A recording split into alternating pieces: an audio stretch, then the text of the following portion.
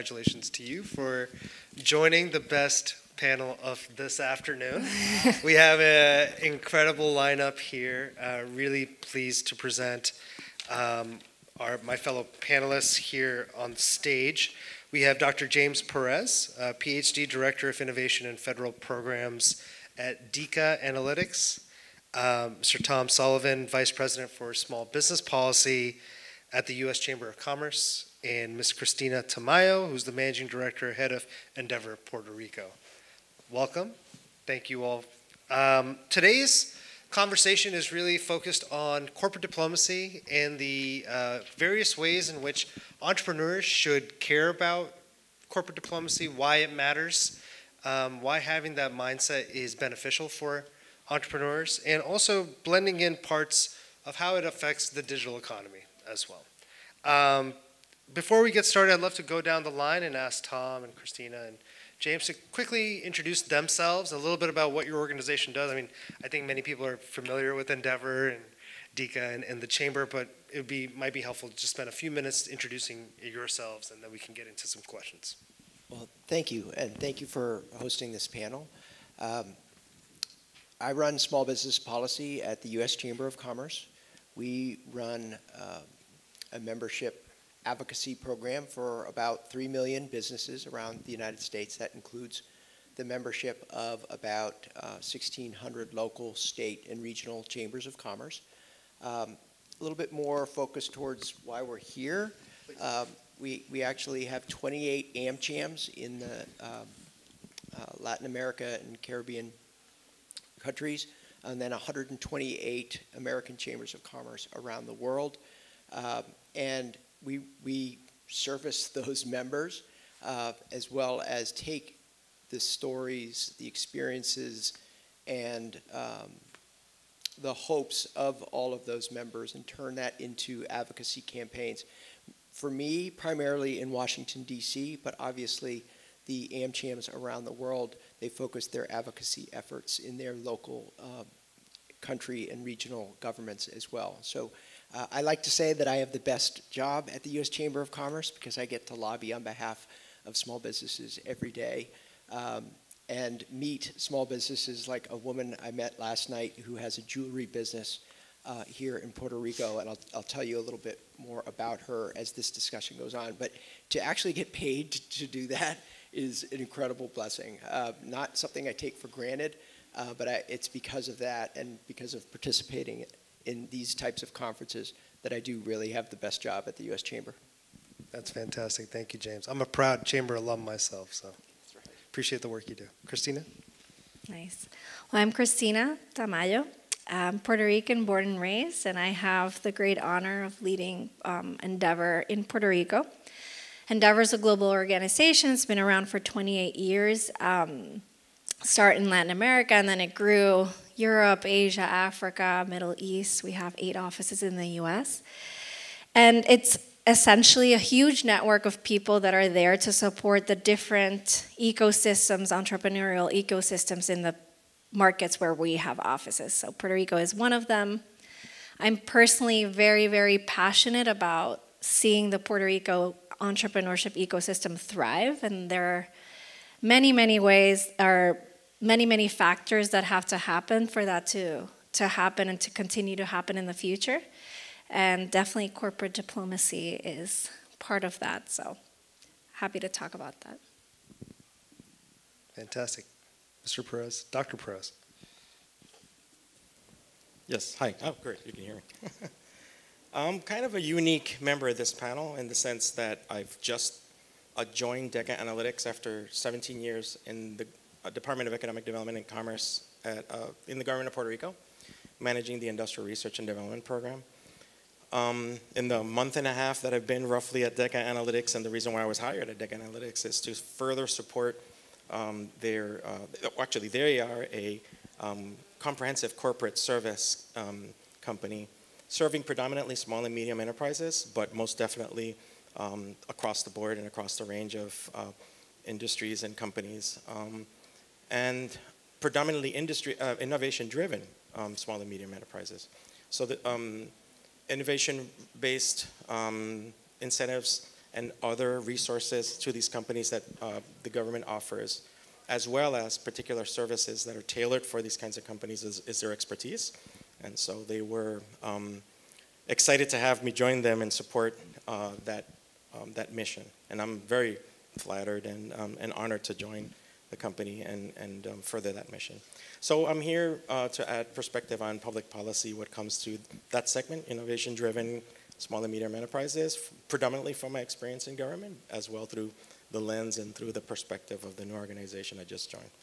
I'm Puerto Rican too, and raised, not born, but nonetheless, I have lots of experience in other, as opposed to government. Before that, I worked in pharmaceutical and industrial innovation and consumer products and the like before joining the government. So I've got some interesting background to hopefully share with the panel and with you. Thank you, James.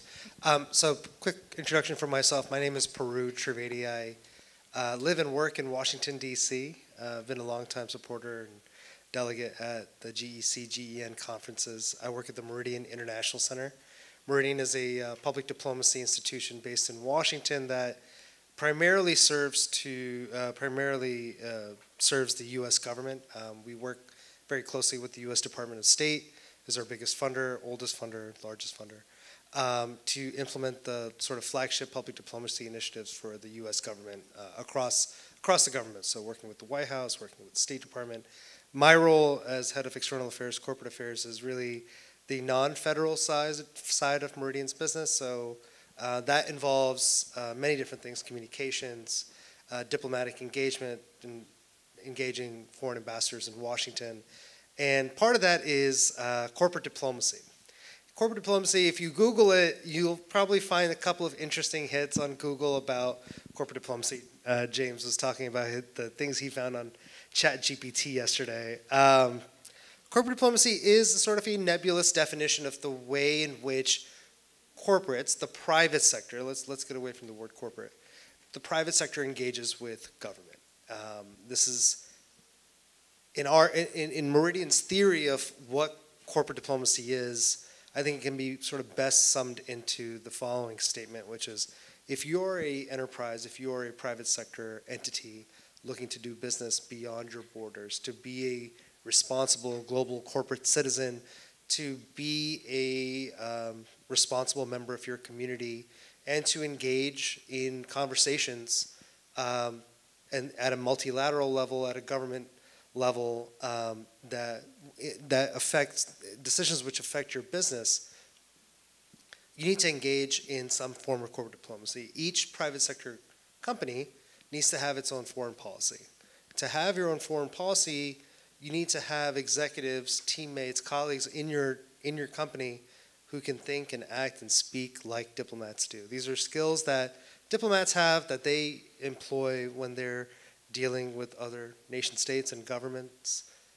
These are skills like stakeholder mapping, negotiations, protocol, just simply how to greet a foreign minister or a governor or your highness or your excellency, whatever it might be. The simple sort of things that are taught in diplomatic school and how those skills can be applied in the private sector. And so that's really corporate diplomacy.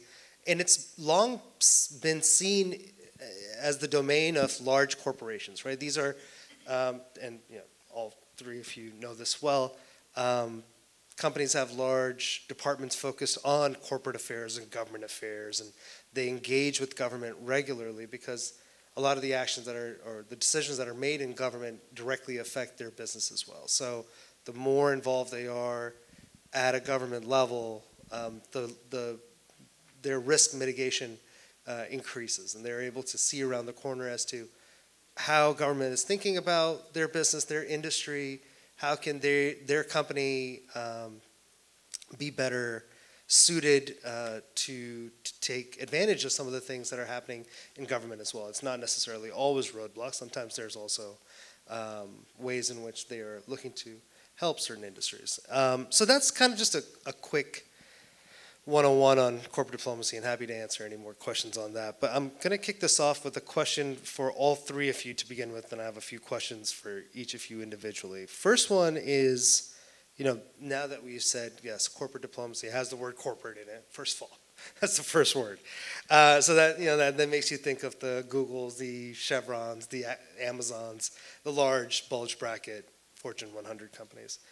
But I'm curious in your experiences, since you were all attacking or approaching this concept of entrepreneurial activity from different vantage points. In your experience, how have you seen SMEs, small, medium-sized enterprises, engage in corporate diplomacy? And why do you feel it's important, or what do you think that entrepreneurs should know about engaging with government in a responsible way? And I'll kick it off to any of you if you want to give a few comments. Do you want me to kick it off? Please, Christina. So I have, my experience is definitely more on the getting together, right, and connecting the corporates in an ecosystem with our startups, right? Before I came to Endeavor, I was part of an accelerator, and my main responsibility was to create these connections between corporates and startups to make sure that they, because it was a global accelerator, we wanted to retain these companies in Puerto Rico, we wanted them to have clients, and we thought that the corporate, right, the private sector was a great place to pilot with these startups. And so that's kind of my experience, even though it can be translated obviously to government, and we did actually take some companies to the DDEC to talk about incentives and to talk with the secretary. But it's my experience, and we were discussing this yesterday, where startups are very hyper-focused on executing, just running their businesses. They're not necessarily, in my experience, thinking about how to be more diplomatic at that stage, right? They're just hustling. So my take on this is, one, corporates and government should be these role models for these startups, right? And they should understand that working with these startups and these entrepreneurs at an early stage is a very critical time for them to learn how they want to be in the future and how they want to engage in corporate diplomacy in the future, right? How they can treat the government treats them. So I think it's more of a community effort and kind of a teaching moment, right? They should definitely be respectful and try to anticipate, right, how to manage these relationships. It's important to them to have a good relationship with the government and vice versa, and with the corporates. But I think it's a great opportunity to not be thrown off by maybe them not engaging in it enough or sufficiently as a corporate would or as a government would, but more as a moment to teach and to kind of emulate or be a role model for them. That's brilliant. Thank you. Any other perspectives on this? Sure. So I'll take a stab, really building on Christina's comments. Whether we call it diplomacy or advocacy, from where I sit, it's lobbying.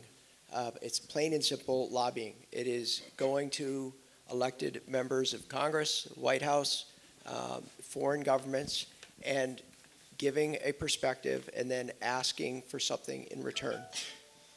And one of the things we've been focusing a lot on is, and it's a word that we use a lot here at GEC, it's this ecosystem. But when we talk about that at the Chamber of Commerce, we're talking about an ecosystem with large businesses and small businesses. And this is a fresh reminder of me this week. The Gallup confidence poll that is done annually came out. So at the top of the list, the most confident American citizens have in one of 50 public institutions are small business. So for me, that's kind of a nice, gratifying thing to see. Unfortunately, down towards the bottom, third from the last is large corporations, which is a challenge. And so what we do and what we try to engage in corporate diplomacy is just trying to educate lawmakers that this ecosystem, this business ecosystem, really is about a mutual dependency between large businesses and small businesses.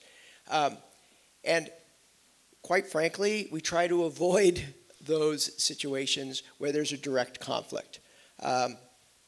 Because as a convening organization, and many of you are in convening organizations like GEC and the Global Entrepreneurship Network, we convene large and small because of the differences, but we also convene large and small because of that mutual dependency.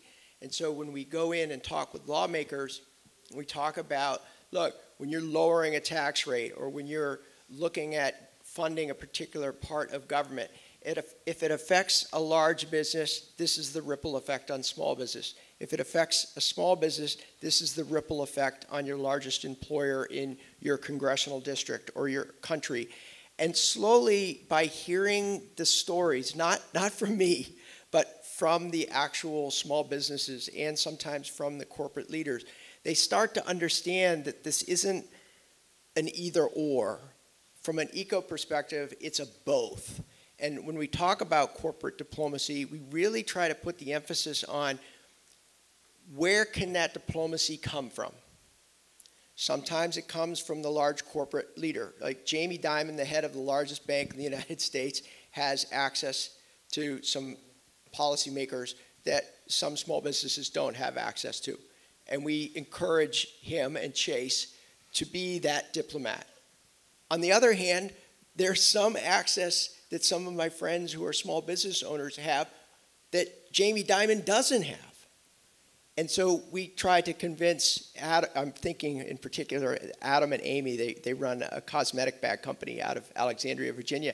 And I'm just kind of thinking in my mind that their 47 meetings this year with lawmakers to renew free trade negotiations has opened up more doors than Jamie Dimon ever could. But Chase Bank wants those free trade agreements. And so from that perspective, it's the same message, but what we're teaching in diplomacy is recognize yourself. Where should that message come from? And there's a third player in all of this, and that's the stakeholder organizations, or ESOs. I'm getting to say ESO more often because it's such a good explanation of that broad group of people and organizations and nonprofits. We're all trying to help entrepreneurs. Sometimes that's the organization that is the diplomat in a corporate diplomacy strategy. Not because there aren't other good diplomats, but sometimes you're working with startups that just don't have the time. And so they're actually putting pressure on you to give that corporate diplomacy message. So it could be any of the three. The trick really is to strategically think of A, what's the message, or what's the ask, and B, who should be making that ask? How can I help them? Even sometimes directing that question to you, how can I help them make that ask? That's so well said. Thank you, Tom. James, anything to add? Any additional comments? Yes, actually, building from what Tom said, in my experience, and I'd like to remind you, I was hyper-focused on managing the Industrial Research and Development Program in the government. What I saw was small and medium enterprises and even entrepreneurs achieving the diplomacy, what was it you called it, the interactions with government officials, lobbying, advocacy, through either government officials that were career. So for example, the secretary and other higher officials in government would usually be different people as administrations changed. But then I had been in government 17 years, and other of my colleagues that managed programs there established really long-term relationships with companies. And so they often, through the relationships with us, achieved some of what Tom was saying. That's one. The other, like I mentioned, we met yesterday and talked briefly. So like we were talking yesterday, non-government organizations, for sure, corporate service providers like the company I've joined, professional industrial organizations like in Puerto Rico, we have the Pharmaceutical Industry Organization, the Pharmaceutical Manufacturers, PRMA is Puerto Rico Manufacturers Association. There was a concept once that I think is still ongoing of clusters. So there was once, I think there still is, and I'm not exactly sure because I haven't been involved in a while. Organization where members from different industry sectors came together to discuss needs and discuss challenges, and then as well discuss how to influence public policy and worked toward those goals. It's an incredible model, and it worked, I think, to a great extent. And then, of course, business accelerators and incubators. In Puerto Rico, these all play a role to achieve that. Entrepreneurs take good advantage of that. In absence of either the resources, both human and financial, to have in their organization someone to actually achieve this, such as the large corporations have with their government affairs officials and all that sort of thing. So that's my perspective and the answer to your That's question. great. And James, it's important for us to have that. I know you just recently joined DECA, but to have that government perspective on this panel is extremely beneficial to all of us. I have one more general question for the three of you, and then I'm going to get into specifics about your specific roles and ventures. What do you see as some of the biggest challenges, whether they're regulatory or otherwise, for entrepreneurs and SMEs trying to expand their international presence? And I know you're approaching this from different angles, so I'm very curious as to how the three of you look at this. But as a sort of a sub-bullet to that, how can governments partner with startups to address some of these challenges as well? Where does that nexus lie? All right, so I promise you I didn't completely just cram for this panel, but I met this wonderful entrepreneur last night and her husband who run a jewelry company out of Puerto Rico. It sells religious pieces, so bracelets with crosses and medallions of saints.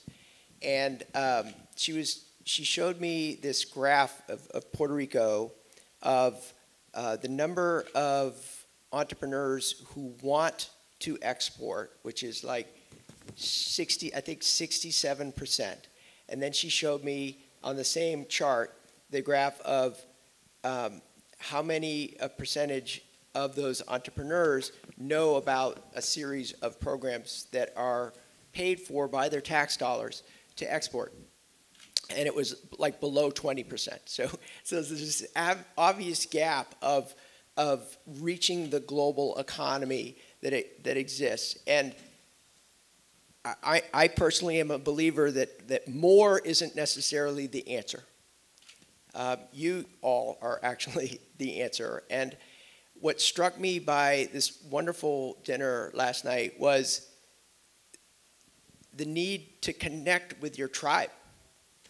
And I say tribe, like whatever that tribe is. For her, the big connection was there's an association for everything. There is this association for Catholic sales items, like things that you go to like a Catholic bookstore and you buy a Bible, or you buy jewelry, or you buy something for your son or daughter's your niece or nephew's baptism. Like there's actually an association that is worldwide that brings these people, this tribe, together. And Joan and her husband found this group and opened their eyes to this whole network of government assistance for exporting. And it was just remarkable to hear it. It's not to say that their journey was an easy one. And I'm happy to talk with you later about the difficulties of their journey. But throughout it all was this excitement of what they do, which is not unique to them as entrepreneurs. But what happened after they found that tribe, and that tribe can exist anywhere. I mean, Lori, you're here. You have headed tribes for your entire professional career, bringing people together and connecting dots to help the people you're trying to help. And I had never heard of this association for Catholic religious products, but it was so obvious. It doesn't matter like what sector you're in, there's gonna be that group somewhere. And what a great convening we're in right now to actually figure out what those groups are and then just simply connect the dots. I mean, that's what we do every day is connect the dots. But I thought I'd share that story with you in response to like, what is the takeaway? And the takeaway for me from last night was gotta be connecting those dots all the time. And I'm hoping that some of the folks here do a takeaway of, you know, connecting the dots isn't an extra. Like, it's not what I do when I get home after work hours. It's like, that's what I do as an ecosystem builder, is I connect dots. Because you're helping people like Laura and Arturo and millions of other people try to find their tribe. And once they find them, like, whew, it's off to the bank. Yeah. So, I mean, connecting the dots can be said stakeholder mapping as well. That's really what it is. But no, I think that's totally underscore that. Christina. So I would say that to answer your question, probably everyone in Puerto Rico would say, you know, access to funding is the biggest hurdle, right? And there's a lot of stakeholders in this community trying to get entrepreneurs access to funding so that they can, you know, scale and become global. The government is one of them, you know, DECA and other providers, right? They're working towards how do we get them more access, right, to these funds that are available to them, obviously attracting more investors and all of that. But before that happens, I absolutely agree with you, Tom. It's about community, right? Because we're all very focused and very in our bubbles trying to, you know, get things done to provide, you know, we're just like, we want to get our companies off the ground, and community and just being able to connect human to human is usually how you find out about those funding sources, right? And who can support you and who can help you. And from the Endeavor side, right, that's exactly the opportunity that I see with Endeavor in Puerto Rico. Puerto Rico is such a small island, right? It's you know, limited number of people here that are leaving all the time, right? And Endeavor gives us in Puerto Rico access to a global network that can help in building that community globally, right? And can show, again, something that I mentioned before, these role models, right, that can provide an example of how it was done and kind of how they overcame the challenges. And then, okay, one, it's something that I can overcome and I can gain confidence in that, but also like how, right, and where are these? So I absolutely agree. Community is such an important part to any kind of obstacle that they have, that the entrepreneurs have to become international. Thank you. So I may actually sound like I'm going to say the same thing in different words, and it probably will be so. So from my perspective, access to information and contacts, pretty much. I think the original question, or the question was, what are the challenges when they're trying to expand internationally. To expand internationally, and those are peculiar contacts to navigate regulatory challenges or other types of challenges to penetrate a particular market. And so where the company is established, there are experts and organizations that can help that, but as usual, like everything, government and all our programs are complex. And so sometimes it's actually quite challenging to find the information that you need that's specific to your particular industry sector or your particular needs or market. So I think it's just kind of sort of the same thing that Tom said. It's a matter of finding that one, usually it's one good contact. It could be an NGO, it could be an organization, Chamber of Commerce, it could be DECA Analytics for sure, that then allows and enables certain contacts to then get yourself on the path of discovering the proper contacts and understanding your path towards penetrating particular markets. I don't think it's particularly easy, but it's not impossible either.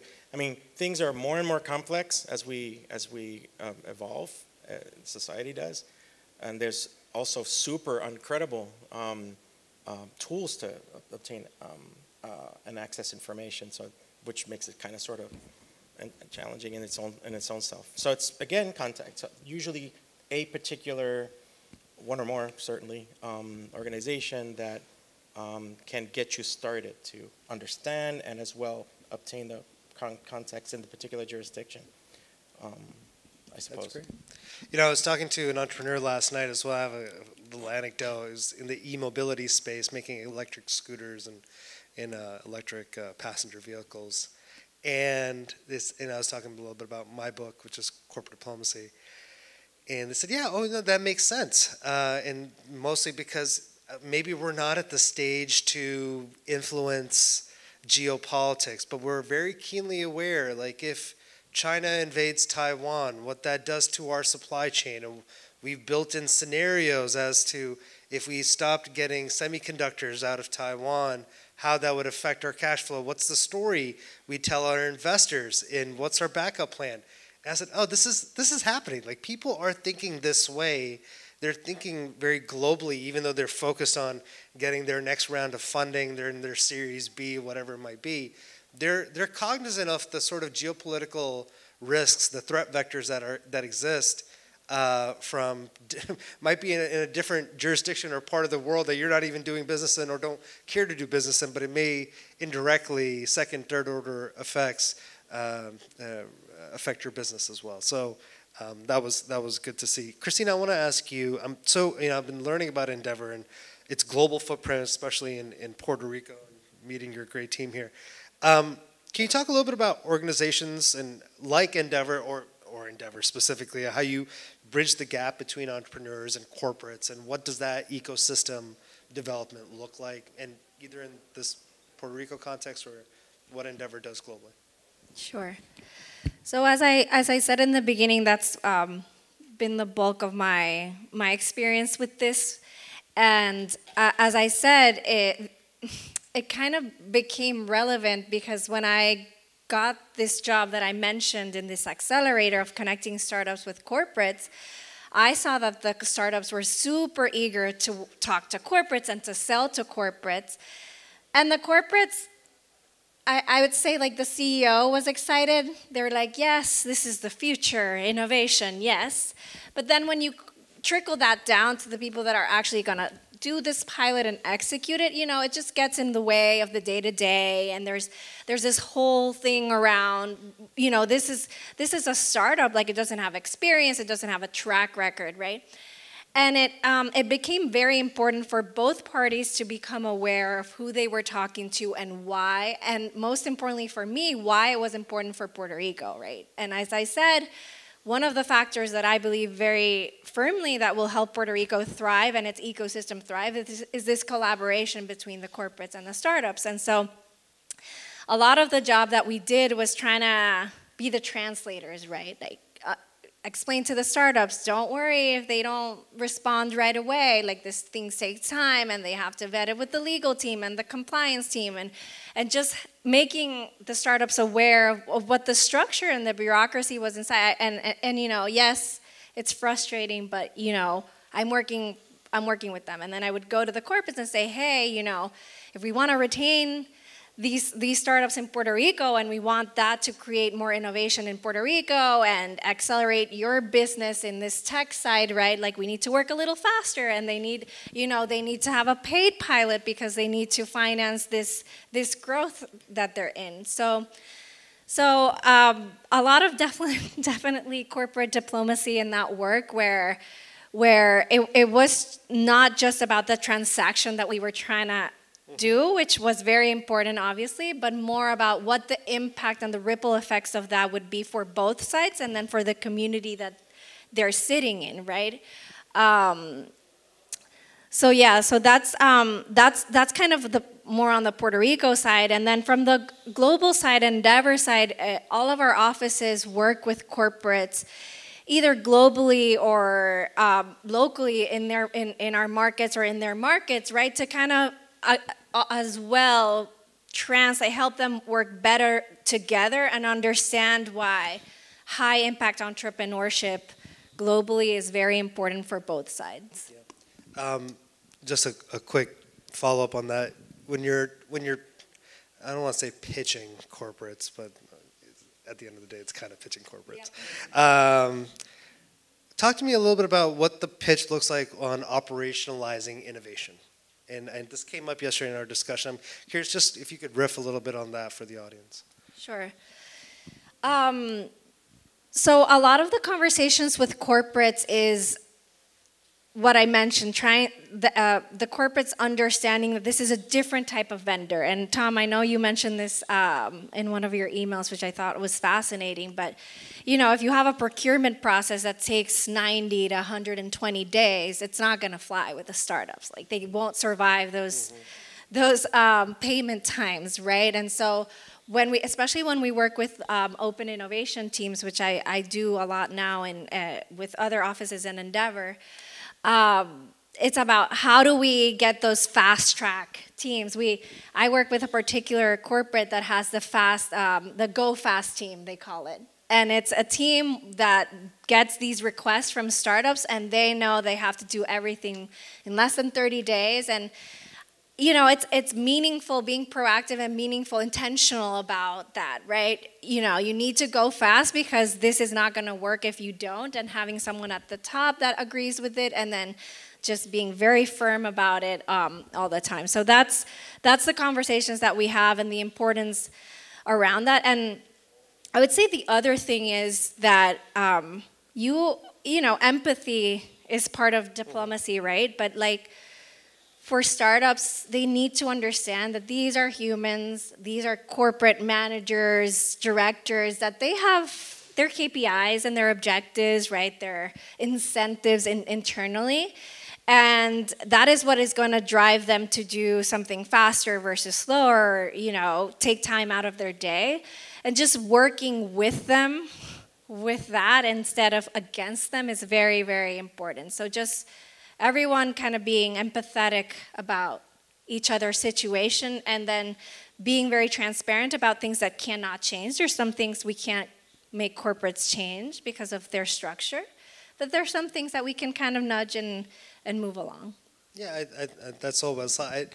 I like that you use the word empathy. I would have perhaps couched that under negotiation, and when you can articulate the opposing side's views or you understand the equities that matter to the person sitting across the table, you're probably in a stronger negotiating position than if you don't understand what they care about, how to deliver them a win, and by doing that yourself a win as well. Tom, and I do want to leave, I have maybe 1 or 2, 3 more questions. I do want to leave some time for audience Q&A as well. That's likely the most interesting part. Tom, I'm curious, from your perspective, working at this incredible institution, storied institution, the U.S. Chamber of Commerce, and engaging, leading small business policy for the Chamber, maybe you could tell a little bit about why globally minded entrepreneurs should engage with chambers of commerce. What's the benefit? What are people missing if they don't engage with the chamber? Well, this is ironic.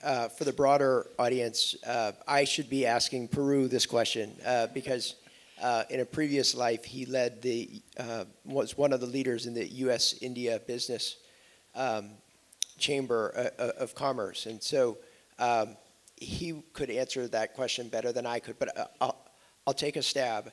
The reason is that the reason that business organizations, businesses themselves, support organizations, join a chamber anywhere in the world is because of convening. It's the exact same reason we're here at GEC. The convening power of a chamber of commerce does 2 things. One is it opens doors, and that is presuming that some doors are closed. If no door is ever closed to a founder, then maybe they don't need a chamber of commerce. But the other is the peer-to-peer engagement and learning that happens. That is like the coolest part of this conference between sessions. You know, when you are waiting in line for food or for coffee and you're talking with another ecosystem builder and you just ask where are they from, and all of a sudden you hear about these really cool things that you'd never thought of. That happens in chambers of commerce among business owners every hour of every day in every corner of the globe. And that's why people join. Now, the particulars of each, as you know from your experience with the U.S.-India Business Council, everyone's different. I just got back from Tunisia in Northern Africa and was hosted by their American Chamber of Commerce in Tunisia. And it was the coolest thing to talk with a woman who ran a bakery from 6 a.m. till 9 p.m. every day, had 3 kids at home, and was like killing it in Tunisia, where a lot of other entrepreneurs were struggling. So to meet her, and then in the next minute meet the person who has brought like Cheetos and Doritos to Northern Africa and has this huge multinational company, and to see the two of them kind of exchanging stories was wonderful to me, because that same conversation would have been happening in Delhi, New Delhi, or somewhere else. But that's the reason why people join chambers of commerce, is to open doors and to have peer networking. Yeah. Thank you. I completely agree. Now I'm kind of hungry for Doritos. James, talk to us a little bit about Puerto Rico's uniqueness, and from your perspective now at DECA, but also in your previous tremendous government experience. What are some of the unique factors of Puerto Rico doing business here, and what have you seen that works well in terms of corporate diplomacy and perhaps could be strengthened? So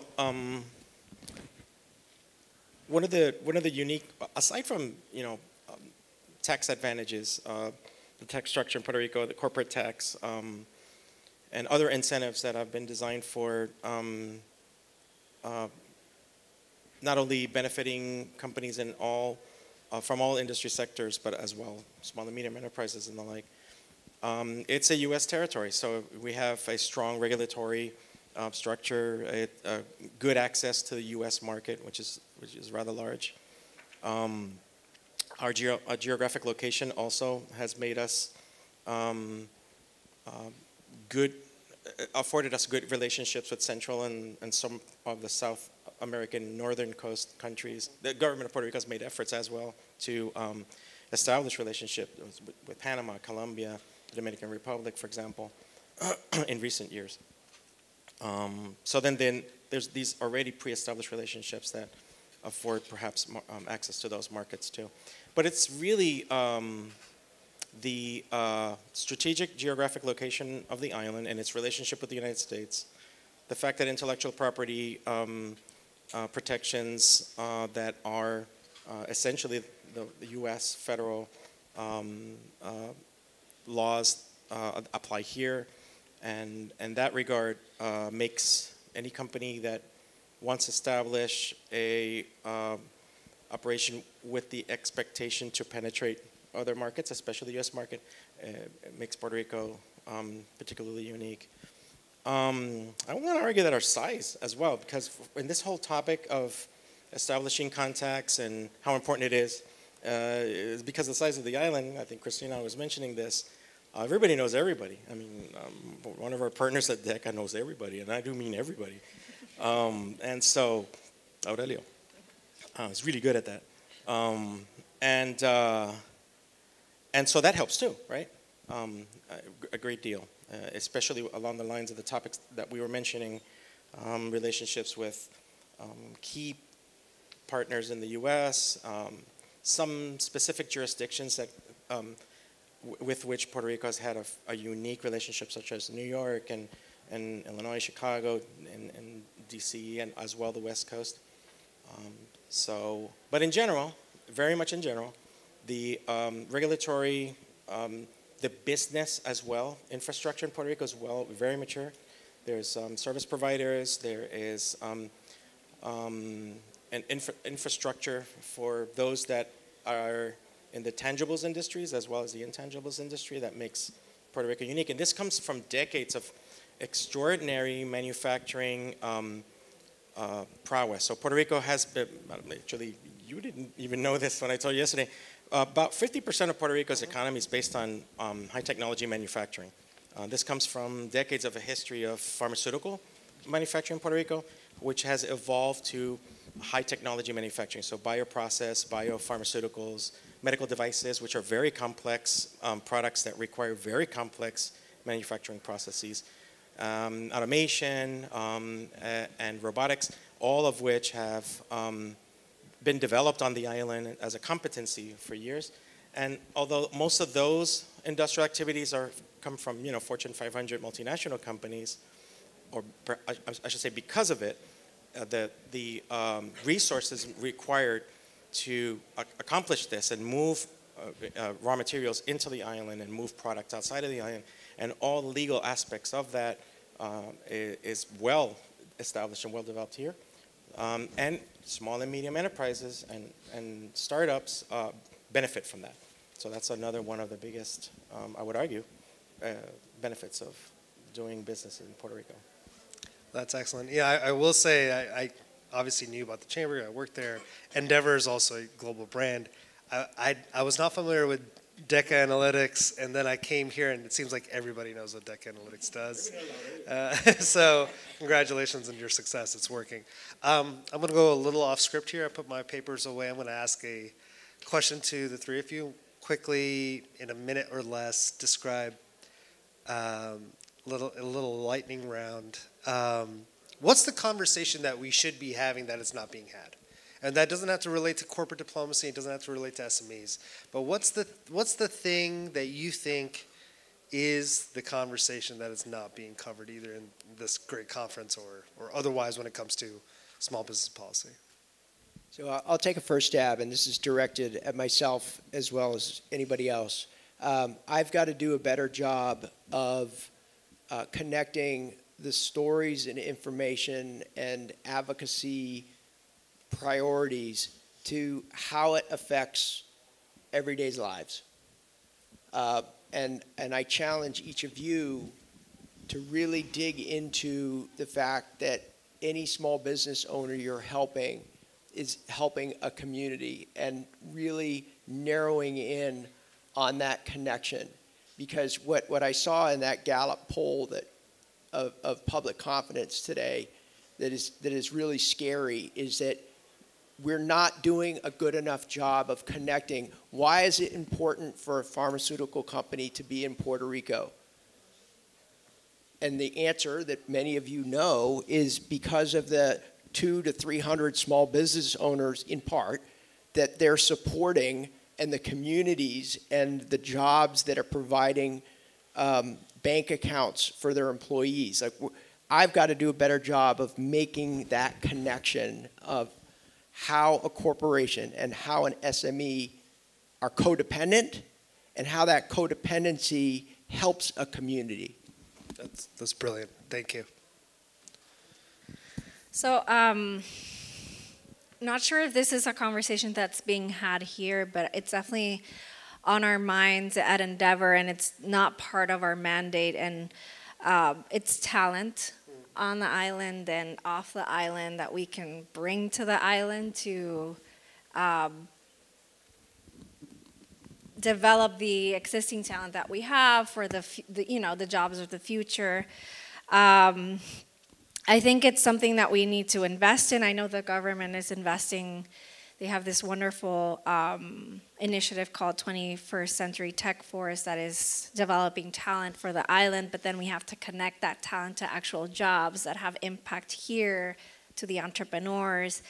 It's definitely not something that we solve for at Endeavor, but we get requests all the time, right? I can't find the right talent for the innovation that I'm developing or the company that I'm developing, and it's how do we better connect them? How do we better develop the talent? How do we retain the talent that is coming out of the great university programs that we have? How do we better the university programs? I think that's something that is definitely top of mind. You know, that's such a great point. And you and I were talking about the Middle East before this, and that's certainly a conversation that's being had over there as well. It's talent, attraction, retention, development, all those things.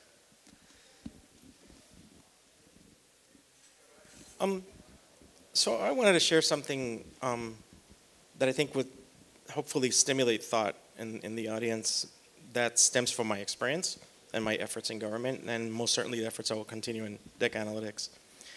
And that's how hard it is to influence public policy in any jurisdiction. There's nothing harder than to try to accomplish something that takes longer than a political cycle. And this isn't unique to Puerto Rico. This is true, again, for any jurisdiction. And in the topic of innovation, and since predominantly the companies that we serve are innovation-driven, specifically technology-led economic development is a complex. It's a hotly debated topic in the international community.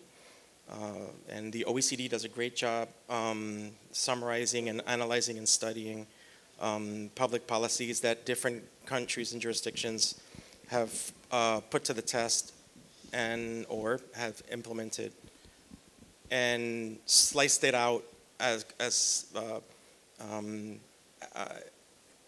depending on the development stage of each country, depending on their, on per capita or on, GDP or on their innovation system, the state of their innovation system development. So how this ties to the topic is that since the majority of the entrepreneurs and small and medium enterprises that I guess we're talking about, the majority now, are innovation driven, and since technology-led economic development and as it pertains to, or science, technology, and innovation as it pertains to economic development is a complex topic that most of our public policymakers don't really understand and grasp, it is really important for the community to have a good understanding of what major goals are important for their jurisdiction. Most times, companies are very self-focused on their needs. And so when they come to forums like non-government organizations or those clusters I mentioned, or even when I was managing the R&D program, I spoke to petitioners that came through the program because I had to certify their R&D activities every year. So that, I would take the temperature of what were the current challenges. And they ran the gamut from, access to talent to service providers that they didn't have in Puerto Rico that they had to, go seek out elsewhere, to access to funding, like you mentioned, and some of the things that we all know well. But then also public policy, because public policy affects greatly their ability to maximize the benefits of incentives that the government provides. And there's usually a relatively poor, in general, I'm not talking specifically Puerto Rico now, ability to take the information and the knowledge that we know from a program and refine it and make it better. It takes some effort. That, as well as quantum leaps in public policy to really maximize economic development results that will impact not only the innovation system and the development of an innovation system of a jurisdiction, but as well, of course, the businesses that in turn all connect to the macroeconomic results that every jurisdiction wants, like job creation and capital and investments and exports and that sort of thing. So what I wanted to say was, and perhaps it's a topic that isn't discussed too much, is how important and how do we go about influencing public policy as a community, where the community can understand well those public policies that affect them, and not quite so much uniquely to their situation, but so that something could get done. Because the best way to, as best as I can come up with in the years I was in government, to influence public policy is as a, colloquially, as everybody is chiming the same thing and reaching out to government officials or other organizations with the same concern, it has the best chance to have an influence than if everybody's kind of sort of advocating for their own particular unique needs or perspectives. Excellent. We have about 7 to 9 minutes left here. Probably in time for 2 questions. I see one in the front in red, and then probably another question after this. Good afternoon. My name is Alma. I have two questions, one to Christina and James and another one for Tom. I have been managing a program for incubators and accelerators. I always do a survey. Every year, my entrepreneurs indicate that they close their business because of permits or they don't have the information about incentives in Puerto Rico. So my dream is to start a coalition between nonprofits and corporate to present these results. I want to share that the reason that my entrepreneurs are failing is because of permissology. So what will be your recommendations based on in your experience? And for Tom, how much influence social media campaigns have on legislators? I'm just curious about it. I want you to start. I don't think I understood the question completely. I understood that you have a survey that they answered that they closed their businesses because they. Uh-huh.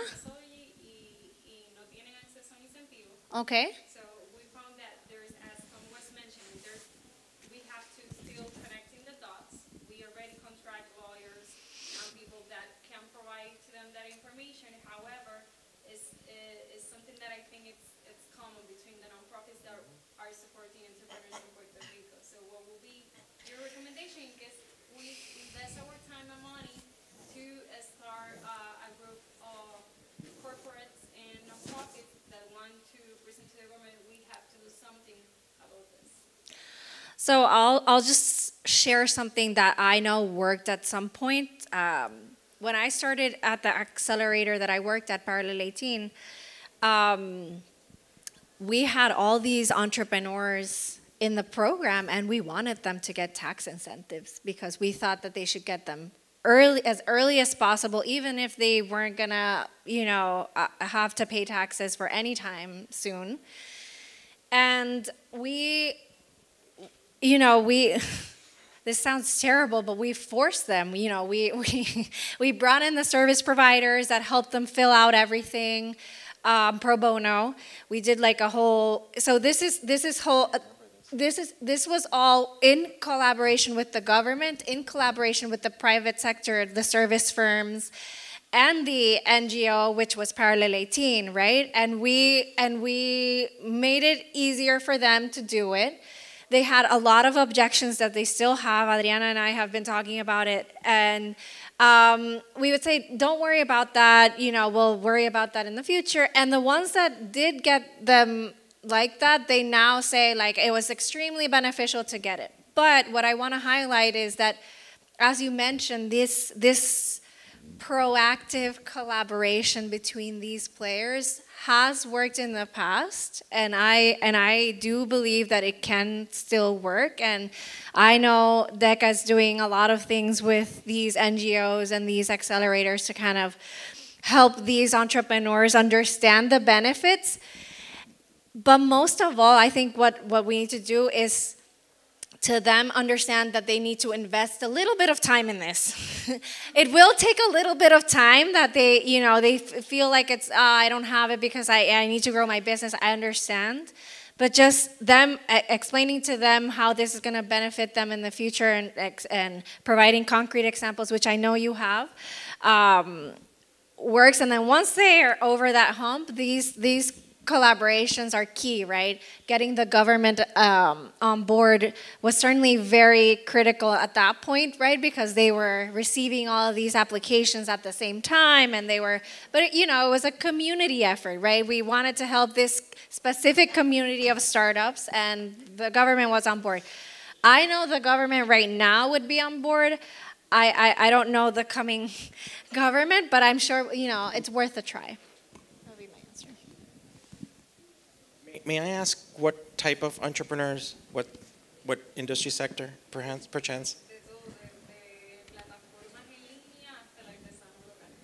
Okay. So are you familiar with Colmena 66, perchance? As you were talking, the first thing that came to my mind was how that program was specifically designed to address that. And it's a program, for those that don't know, in the Science Trust that was developed to provide precisely information as well as connections for entrepreneurs to navigate that, issues having to do with permit and incentives and such. Did you guys explore that? Did it work for you? For example, I have one that has a salon inside her house, and she already submitted all her documentation through the single business portal, but this municipality has been asking her other documentation, and I have another one in another municipality that works faster. Oh, yeah. Is how I can support, because I don't have the power to move things at the single business portal. Right. Yeah, and therein lies some of the challenges what comes to dealing with different jurisdictions. On the one hand, my knee-jerk response to that is that there are many service providers that help navigate that too.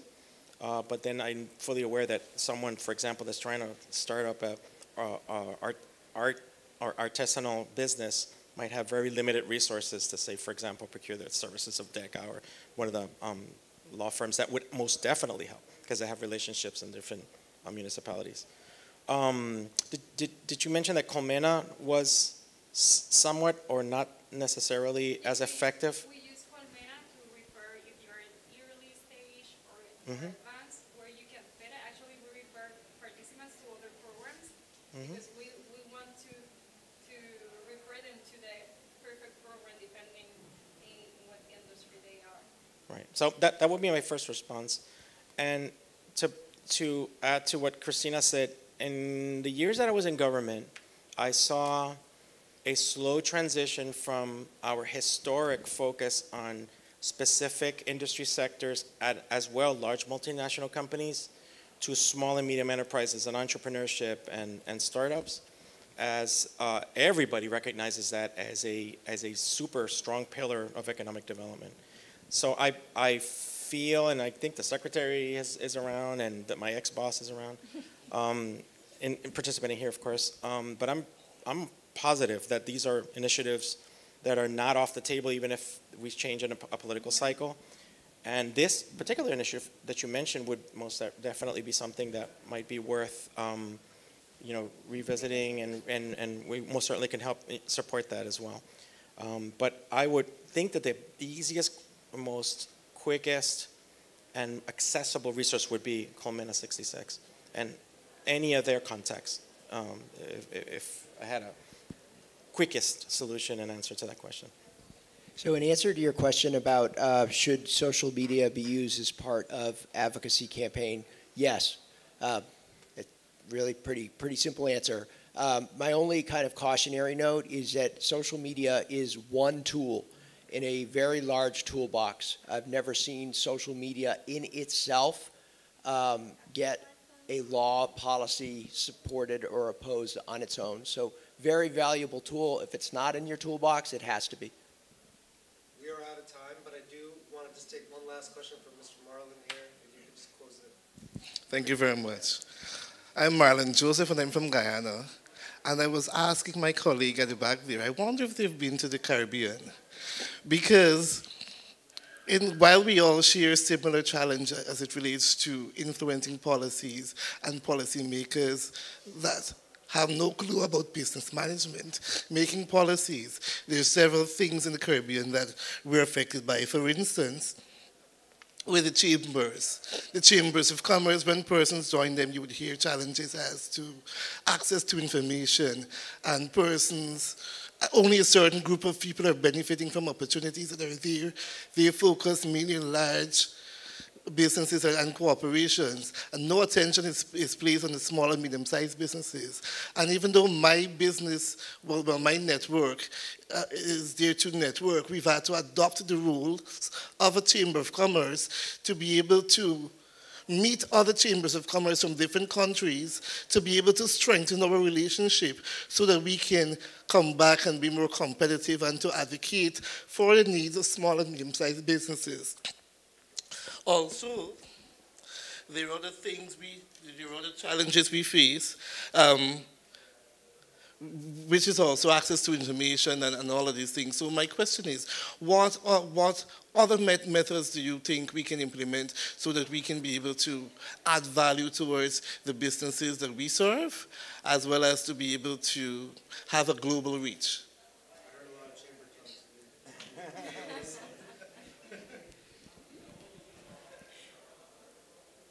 I'll just validate what you already know. You being here and hearing from other peers about how do they get beyond their border with whatever tribe they're in, how do they do it? There's no one answer, but you being here is going to help you get towards that answer. I'm most definitely not an expert in chambers, but I also heard solutions in your posing your question. First of all, by the way, welcome here. It's awesome to have you. I heard that the challenges that you have, if this in any way is helpful, seems to be the same challenges that we all have.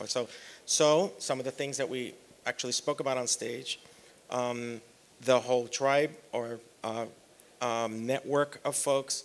I think what you mentioned about reaching out to a chamber of commerce that then gave you a greater voice to come back with a greater influencing power to the policymakers in your country. This particular challenge, meaning of small companies that do not have deep pockets or do not have necessarily relationships or the resources to hire companies, then will necessitate the alliance with organizations, especially those like non-government organizations that are nonprofit, that then can help and collectively provide a voice to the small companies before public policy makers. I think it's a roadmap that's quite universally applicable, and some of what you did is, I believe, very effective. I'm not sure if Tom or Christina want to... I'm just hearing the most positive things about Guyana these days. I have a lot of capital is flowing in, not just extractive industries, but a lot of knowledge economy jobs. So I do hope you crack this nut, because it is, I think Tom said it best, there's no one single shot answer. But I know we're out of time. I see the organizing committee is eager to get the next session started. I want to thank all of you for being here, and please join me in a round of applause for these amazing panelists.